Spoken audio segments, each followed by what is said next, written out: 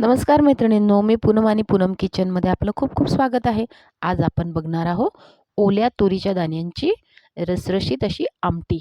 खूप छान आणि सुंदर लागते आणि ही फक्त हिवाळा स्पेशल, फक्त हिवाळ्यातच हे शेंगा येतात, त्यामुळे ही दाण्याची आमटी आपण हिवाळ्यातच खाऊ शकतो. भाकरीसोबत, ज्वारीच्या, बाजरीच्या भाकरीसोबत खूप छान लागते.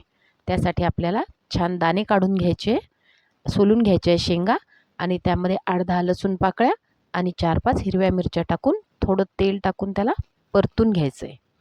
परतल्यामुळे असा एक त्याचा कच्चेपणा निघून जातो आणि चवीला पण ते खूप छान लागतं. त्यानंतर त्याला मिक्सरमध्ये छान बारीक करून घ्यायचं.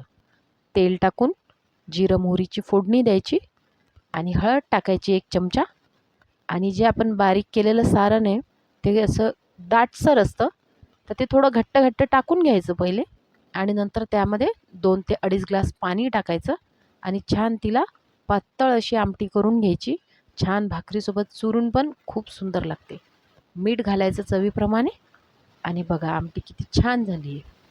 मस्त रसरशीत आमटी, खूप छान टेस्ट लागते. भातासोबत, पोळीसोबत सगळ्या याच्यासोबत तुम्ही खाऊ शकता. वरून मस्त कोथिंबीर टाकायची आणि झाली आपली गरमागरम आमटी तयार. तुम्ही सूप म्हणून पण हिचा यूज करू शकता. सूप म्हणून पण तुम्ही पिऊ शकता. कशी वाटली तुम्हाला आमटी? मला कमेंट बॉक्समध्ये सांगा आणि आपण कुठून पाहत आहे ते पण सांगा.